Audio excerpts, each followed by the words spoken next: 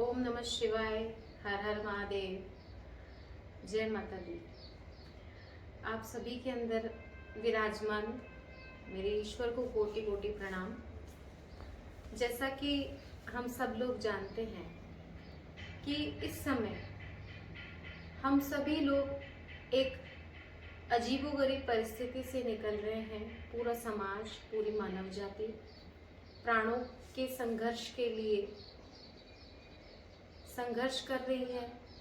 कई लोगों को तड़पते हुए, परेशान होते हुए, भागम भाग करते हुए हम सब जगह न्यूज़ चैनल्स पे भी देख रहे हैं और अपने आसपास के वातावरण में भी देख रहे हैं।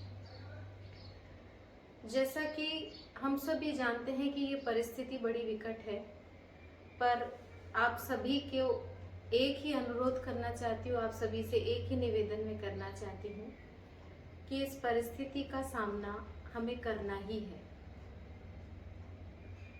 इस परिस्थिति का सामना करने के अतिरिक्त हमारे पास अभी कोई विकल्प नहीं है।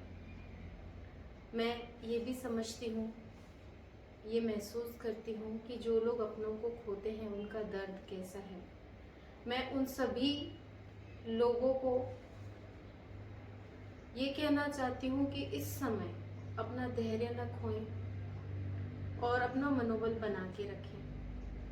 आपके वातावरण में जो क्षति पूर्ति हुई है, जो लोग आपने अपने खोए हैं, उनका कोई भी स्थान नहीं ले सकता। आपके अपनों का स्थान कोई भी नहीं ले सकता। पर हिम्मत से काम लेना अभी बहुत ज़रूरी है। इस वातावरण में जो अराजकता है, जो संघर्ष है, वो किसी से छपा नहीं है। पर मेरा ये मानना है कि आध्यात्मिक शक्ति और आत्मिक शक्ति यदि हम विकसित करते रहें और उस पर थोड़ा ध्यान देते रहें तो निश्चित रूप से हमारे संघर्षों की तीव्रता कम हो सकती है। जिस तरह से ये शरीर पूर्ण सत्य नहीं है, आंशिक सत्य है, आत्मा भी उतना ही सत्य है जितना ये शरीर है। ठीक ऐसे ही आत्मा भी पूर्ण सत्य वस्तु स्थिति में नहीं है, क्योंकि शरीर भी हमको दिख रहा है तो शरीर भी सत्य है।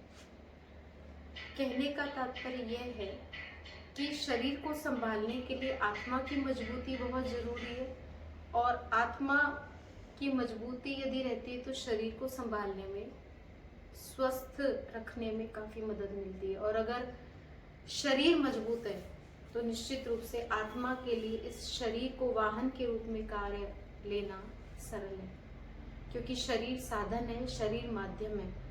अगर हमारी सवारी ही कमजोर होगी तो हम सवारी किस पे करेंगे? अगर हमारा साधन ही कमजोर होगा तो ये आत्मा रूपी शक्ति कैसे अपने लक्ष्य को पूरा करेगी? तो इसी हेतु, इसी विषय में आपसे बात करने के लिए मैं आई हूँ। जहाँ तक सांसारिक व्यवहारिकता की बात है, जो हमको नियम, कायदे, कानून पूरे करने हैं, अपने आप को बचाए रखने के लिए वो तो करने ही हैं, उसमें कोई कटौती नहीं होनी चाहिए। जिस तरह से मास्क की बात है, सैनिटाइज़र यूज़ करने की बात है, दूरी बनाकर रखने की बात है, लोगों से बात करते समय आपको दूरी बना के रखनी है, खान पान का ध्यान रखना है और मास्क आपको लगा के रखना है ताकि आपका शरीर स्वस्थ रहे, आप स्वस्थ रहें, कोरोना से आपको बचाव रहे। पर साथ में आपको एक बात और मैं संज्ञान में लाना चाहती हूँ कि यदि इस समय में इन सब बातों का ध्यान रखते हुए हम यदि गायत्री मंत्र की साधना करें, और साधना का मतलब कुछ अलग से करने की बात अभी मैं नहीं कर रही, साधना के प्रारंभिक चरण की ही बात कर रही हूँ। और मेरा ये मानना है, मेरा ये अनुभव है और संतों का भी ये अनुभव है कि यदि गायत्री मंत्र की साधना का यदि हम प्रश्रय लेते हैं तो हमारे अंदर निश्चित रूप से अद्भुत शक्ति का संचार होता है, और वो हमारी आत्मिक शक्ति हमारे शरीर को भी नियंत्रित करती है रोग प्रतिरोधक बनाती है और उससे कई प्रकार की बीमारियों से बचाने में मदद देती है। तो मैं आपसे इस बारे में एक छोटा सा निवेदन करना चाहूँगी। चलते फिरते उठते बैठते और थोड़ा सा यदि आप समय निकाल सकते हैं तो बहुत बढ़िया है। अब गायत्री मंत्र की साधना करिए और एक प्रार्थना के साथ करिए। गायत्री माँ के स्वरूप को स्मरण करके, जैसे कोई देवी हमारे सामने है और हम उससे प्रार्थना कर रहे हैं कि हे माँ गायत्री, इस संसार को संरक्षण दो, सुरक्षा दो और इस बीमारी से बचाओ। हमारे शरीर की सुरक्षा भी आप करो, ये हम आपसे निवेदन करते हैं, हम आपसे प्रार्थना करते हैं। हमें भी जीवन शक्ति प्रदान करो और हमारे चारों तरफ अपनी शक्ति का ऐसा कवच बना के रखो कि हम हर जगह तुम्हारे आंचल में सुरक्षित रहें। तो कहते हैं ना कि देवी देवताओं को आप कैसे पकड़ सकते हो, देवी देवताओं का सानिध्य आप कैसे पा सकते हो, या तो नाम स्मरण से या मंत्र के स्मरण से। तो गायत्री मंत्र का स्मरण करके उसको, मंत्र को जपते हुए, चलते हुए, उठते हुए, बैठते हुए आप इस मंत्र का सहारा लीजिए।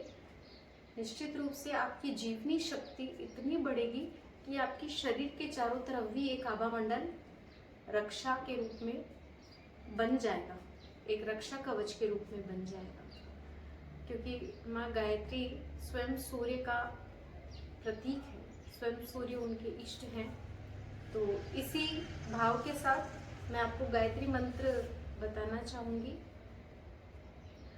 ओम भूर्भुवस्वः तत्सवितुर्वरेण्यं भर्गो देवस्य धीमहि धियो यो नः प्रचोदयात्। ओम भूर्भुवस्वः तत्सवितुर्वरेण्यं भर्गो देवस्य धीमहि धियो यो नः प्रचोदयात्। ओम भूर्भुवस्वः तत्सवितुर्वरेण्यं भर्गो देवस्य धीमहि धियो यो नः प्रचोदयात्।